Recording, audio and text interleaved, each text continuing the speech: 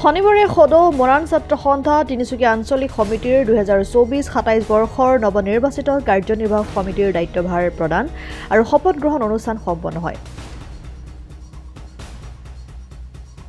তিনিচুকীয়াৰ গেলাপুখুৰীস্থিত সংগঠনটোৰ কাৰ্যালয়ৰ সভাগৃহত আয়োজন কৰা অনুষ্ঠানটোত সভাপতিত্ব কৰে তিনিচুকীয়া আঞ্চলিক সমিতিৰ পুৰণা সভাপতি সত্যজিৎ দুৱৰাই।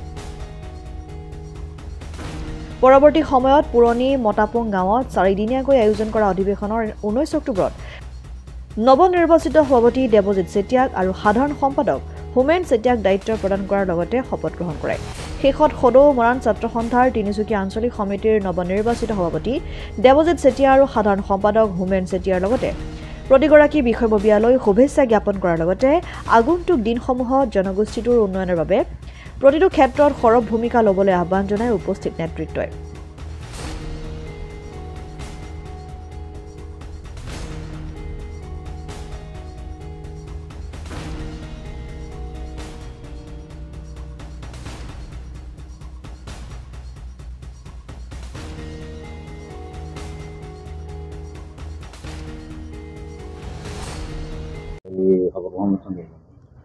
সদৌ মৰাণ ছাত্ৰ সন্থা তিনিচুকীয়া আঞ্চলিক সমিতিৰ আজি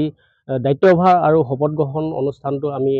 আমাৰ চলি আছে আৰু আজি আমি সদৌ মৰাণ ছাত্ৰ সন্থা তিনিচুকীয়া আঞ্চলিক সমিতিয়ে 2024 আৰু 27 বৰ্ষত আমাৰ সদৌ মৰাণ ছাত্ৰ সন্থা যিখিনি কৰণীয় কাম আমি কৰি যাম বুলি প্ৰতিজ্ঞাবদ্ধ হৈছোঁ আৰু সদৌ মৰাণ ছাত্ৰ সন্থাই মৰাণ জাতিটোকে লৈ আমাৰ গোটেই জাতি জনগোষ্ঠীক কেনেকুৱা ধৰণে আগবঢ়াই নিব তেনেকুৱা ধৰণৰ কথাখিনি আমি ভৱিষ্যতৰ দিনলৈ আমি আলোচনা কৰিম আৰু সদৌ মৰাণ ছাত্ৰ সন্থা তিনিচুকীয়া আঞ্চলিক সমিতিয়ে আমাৰ যিহেতু সদৌ মৰাণ ছাত্ৰ সন্থাৰ এখন দীঘলীয়া সংগ্ৰাম চলি আছে, যিহেতু আমাৰ জনগোষ্ঠীৰ বিষয় লৈ আমাৰ দীঘলীয়া সংগ্ৰাম চলি আছে, এই সংগ্ৰামখন আমি আগবঢ়াই নিম, সহযোগিতা কৰি যাম আৰু সদৌ মৰাণ ছাত্ৰ সন্থাৰ যিহেতু অকল সংগ্ৰাম নহয়, আমি সদৌ মৰাণ ছাত্ৰ সন্থাই আমি ক্ৰীড়া দিশটো চাইছোঁ, আমাৰ সাংস্কৃতিক দিশটো কেনেকুৱা ধৰণে আমি আগবঢ়াই যাম তেনেকুৱা ধৰণৰ কথাখিনি আমি ভৱিষ্যতৰ দিনতে আমি এইখিনি আগবঢ়াই নিবৰ কাৰণে প্ৰস্তুত হৈছোঁ।